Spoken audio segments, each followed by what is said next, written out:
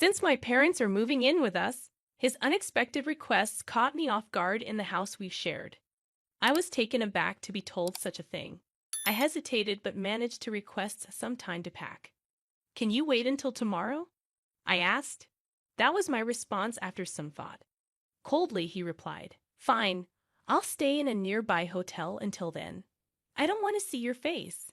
I wondered where he planned to get the money for the hotel from our joint account, but I decided not to ask him right then and remained silent. If you leave any of your stuff, I'll throw it away, he said as he opened the door. I watched him leave and let out a deep sigh. I'm the one paying $1,800 a month for the house mortgage. Sometimes I wondered if he truly understood that. I pulled myself together and contacted our daughter Anna. Anna, I need to leave the house for a bit. Can I stay with you for a while? Sure. I'll come pick you up tomorrow. Thank you so much, I replied, feeling grateful for her words. I dialed another number. I felt like George had been looking down on me, so I decided to give him a lesson. In the end, George had a tough experience. My name is Sarah. I'm 51, and I spend my days working hard at work and at home. I live with my husband, George. One day, I met him through an acquaintance, and before I knew it, we were married. At 23, we were blessed with an angelic daughter, Anna. However, George hardly ever paid attention to Anna, and I was mostly the one taking care of her. Hey, play with Anna once in a while, I'd say. He carelessly responded. That's a woman's job, right? Yes, he had decided that housework was a woman's duty and wouldn't help.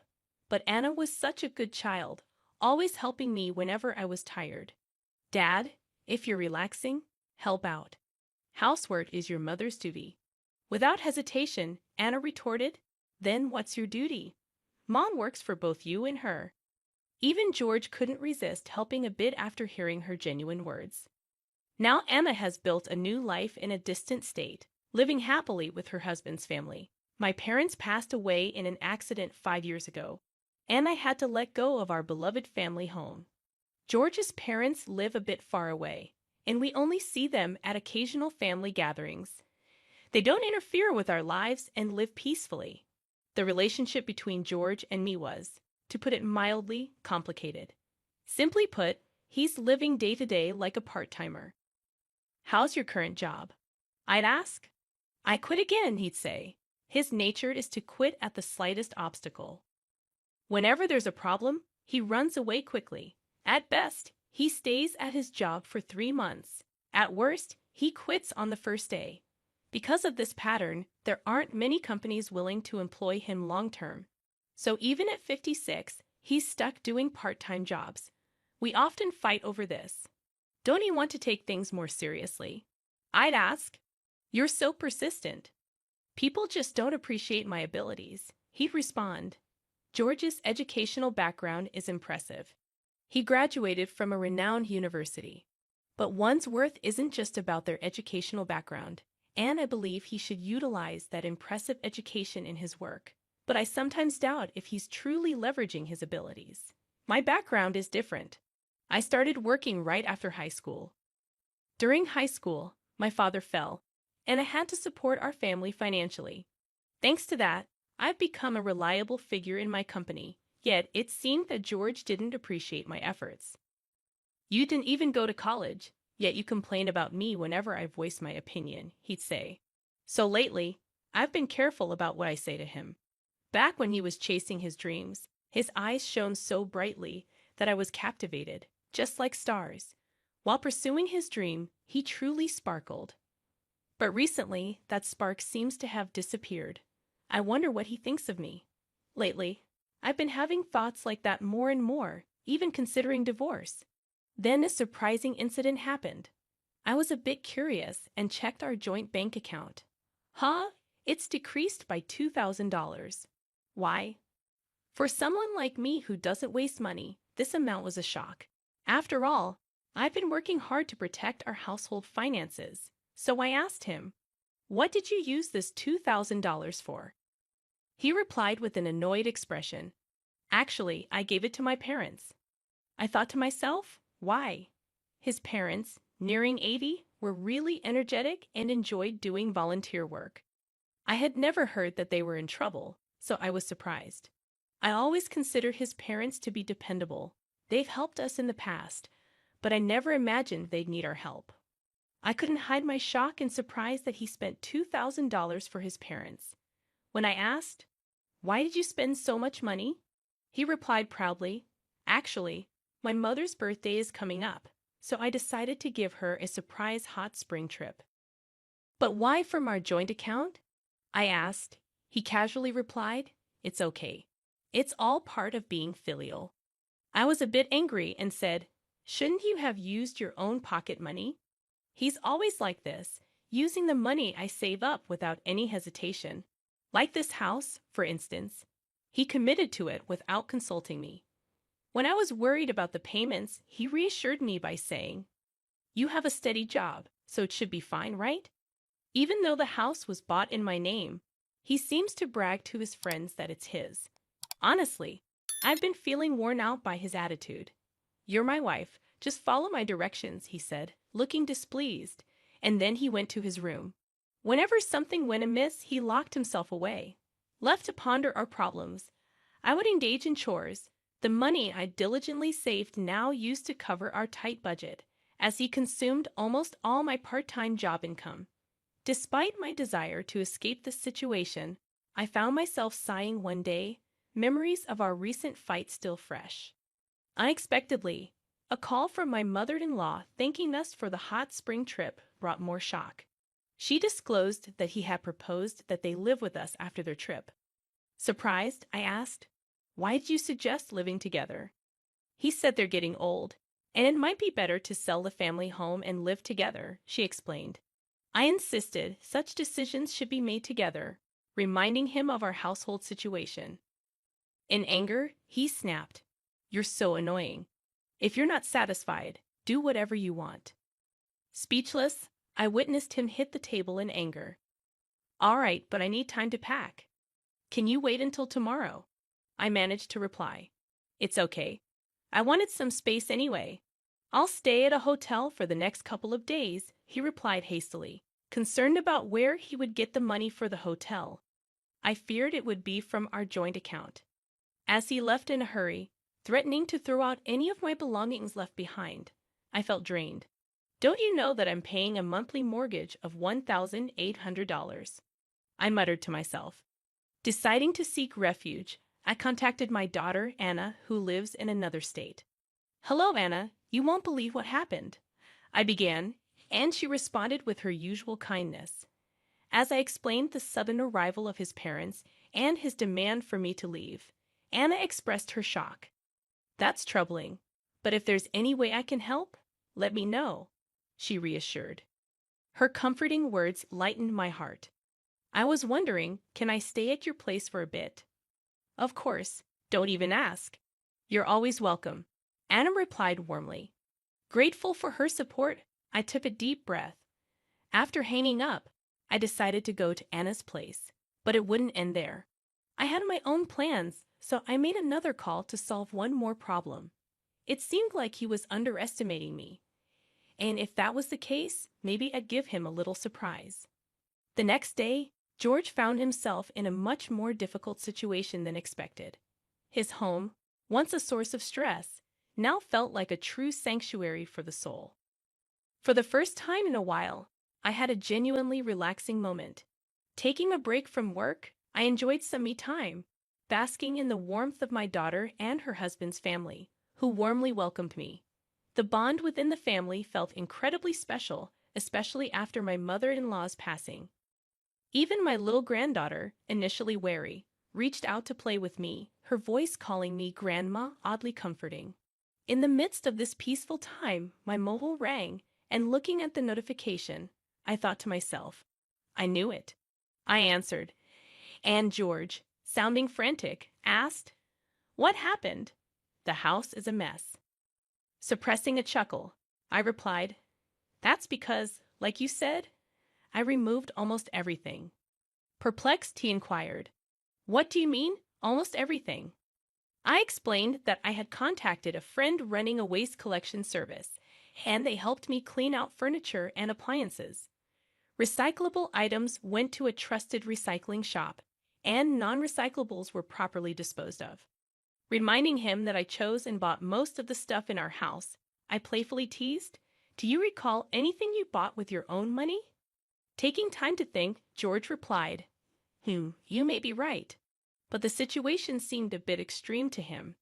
At that moment, Anna approached me, taking my phone with a smile, saying, "Mom, let me borrow this for a bit." Switching on the speaker, she addressed George. "Dad, it's Anna. It's been a while." Her cheery confirmation puzzled George, and with a serious expression, Anna asked, "Dad, why has it come to this? Mom has always been the backbone of our home and supported us. What about you?" Her words weighed heavy, and tension filled the room. Curious about George's response, I decided to be straightforward. "Enough. Tell Sarah I'm seriously considering a divorce." "Are you serious? What do you plan to do, Mom, if it comes to that?" George's voice carried sheer astonishment. My unexpected response seemed to catch him off guard. He appeared a bit too self-centered. "I'm open to a divorce, really," I reiterated, responding to his apparent disbelief. Recalling our marital life, I remembered how I took care of our finances while he spent freely. Money-related arguments were not uncommon. "It's okay. I get it.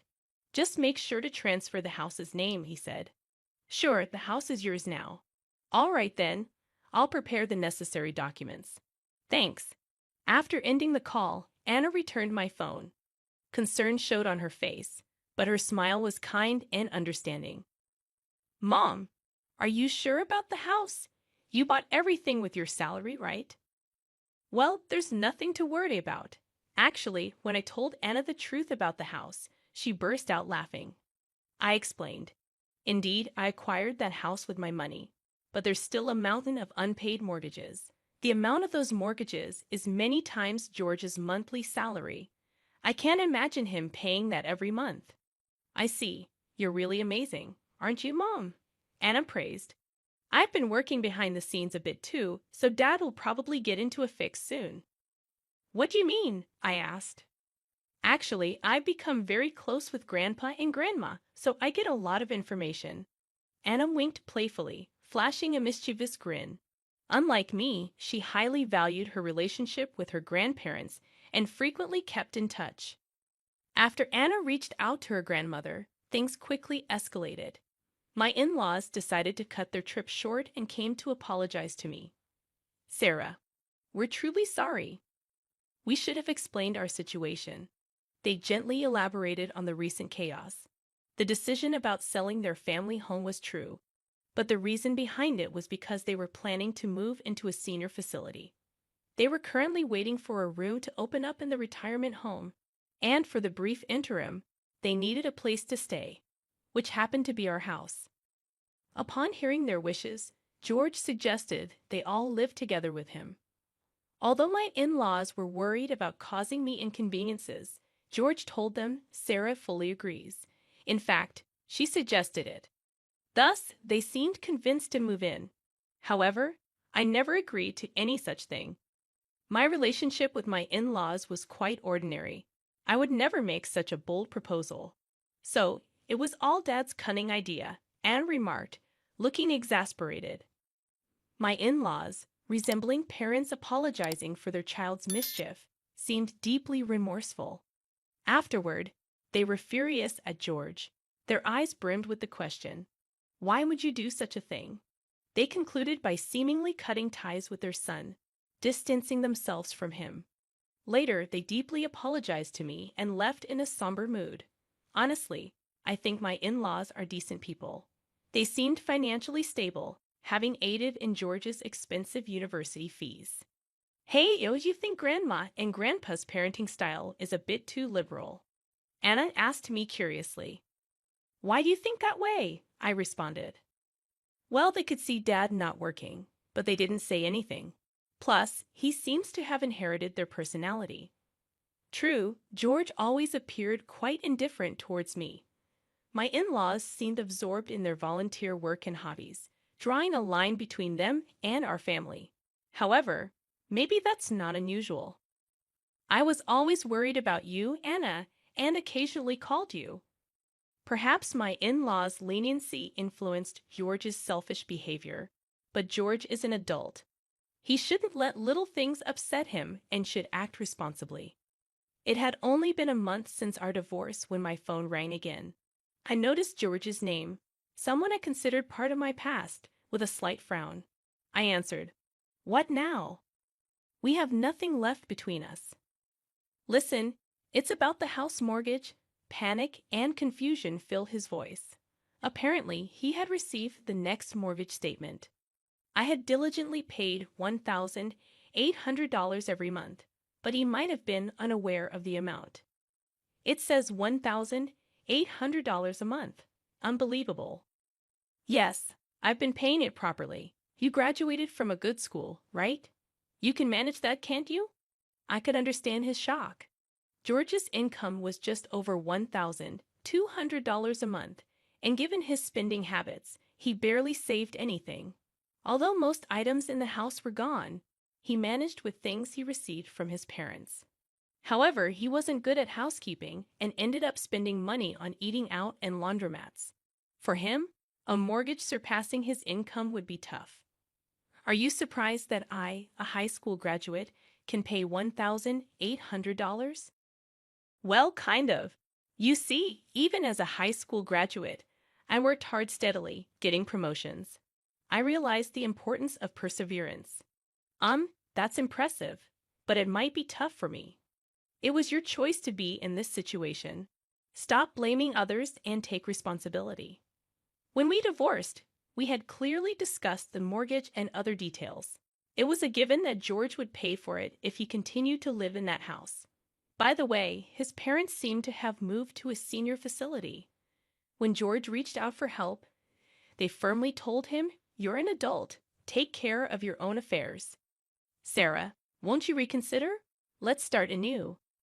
"Wait, you're kidding, right? We can't be together anymore." "Then how am I supposed to pay off the mortgage?" "That's for you to figure out. When we were together, I paid for it, didn't I?" Hearing his frustrated voice, I thought to myself, do your best. His future decisions and actions were up to him. I changed my settings so that I wouldn't receive any more calls from him. I had just started on a new path, so being pulled back into the past was truly bothersome. "Hey, did you get any call from Dad?" "Actually, yes." Despite never truly apologizing, he asked if we could get back together. I could see through his words, though. It's all about money. Oh, maybe that's why he contacted me too.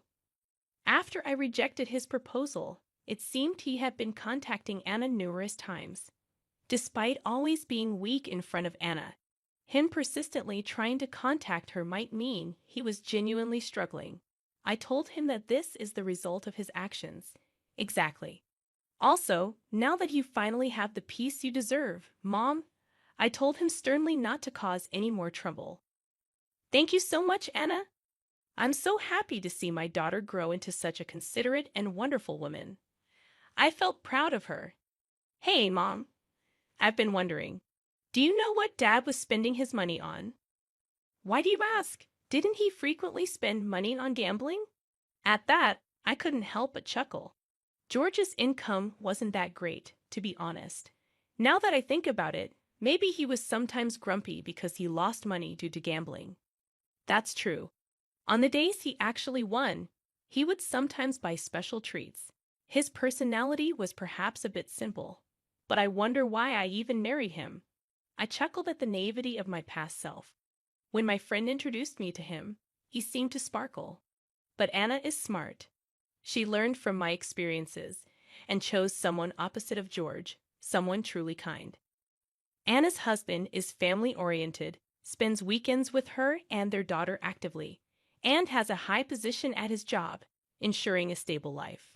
He loves playing with his daughter during his free time and occasionally checks up on me. You really chose a good man. Do you think so, Mom? Thank you. As she spoke with a beaming smile, she looked genuinely happy. From now on, it's time for you to enjoy your life more. I'm getting older, though. I'm not sure where to start. Age is just a number, Mom. You can still find a lot of happiness ahead of you. Hearing Anna's words warmed my heart. I suddenly hoped for someone understanding, like Anna's father-in-law, to be my next partner in life. Just then, I heard my granddaughter calling out to play. "Grandma, come play with me." "Oh, have you been waiting to play with me? Let's play together." Surrounded by Anna's joyful family, I too was smiling. I'm glad that Anna is blessed with such a wonderful family. Changing the topic, Anna said, "It seems George faced financial difficulties and had to sell a house. He used the money to pay off some debts, but moved to a cramped apartment. He struggled to find a stable job, and his debts only grew. Eventually, he couldn't even pay rent and ended up living on the streets. One day, I heard shocking news that he was taken away by a shady group. His path was indeed a result of his own choices. George's parents felt deeply remorseful. They didn't want to burden me anymore. They sold their house and used their savings to pay for a facility. They also ensured their inheritance would go to me. I don't need this much money, I told them, but they insisted it was their apology. In the midst of all this, with a bit of financial freedom, I considered moving out of Anna's home. "But, Mom, you can stay here. I certainly don't want to bother you and your family, Anna. Actually, my husband and I were talking about living together with you." "Really? It seems you've always cared for me." After discussing it with her husband and father-in-law, they planned to invite me to live with them, and then I received the invitation at just the right time. So, Mom, don't be too concerned. Just have fun playing with the kids, okay? Thank you, Anna. My granddaughter had taken a real liking to me due to Anna's husband's background of being raised in a single-parent household with his father. He warmly welcomed me into their home, and his father-in-law also expressed his wish for me to live happily. With that kind gesture, I decided to move in with them. Previously, money was tight, so I had to work. But now, with the help of Anna, her husband, and her father-in-law, things have become much easier. And here's some exciting news. Anna is expecting her second child. In the meantime, I've been helping around the house, playing with my granddaughter, and spending my time that way. Anna's father-in-law also helps with household chores just like me, so we have a fun time together doing things around the house. Whenever I do something, the family always says thank you, and that makes me very happy. Unlike my previous husband, this family openly expresses their gratitude each time. I truly feel fortunate. When asked how I get along with my father-in-law, I replied with a smile, "I want to spend my life with him forever." "That's good. It feels like a new family," Anna said gently, rubbing her belly. With Anna in my life, everything has become much brighter. Meeting her might be the only thing I'm thankful for regarding George. Oh, with that thought, I'm motivated to do my best for my family today as well. Sarah, if you'd like, I want to walk through life with you from now on. How does that sound? Are you sure about me? If so, of course. Let's be together. I responded to his words like this. I've regained my confidence. I was on the verge of forgetting my own worth, but his words made me realize its value again. I believe that as a family, we'll face many happy moments and challenges together from now on, and that truly warms my heart.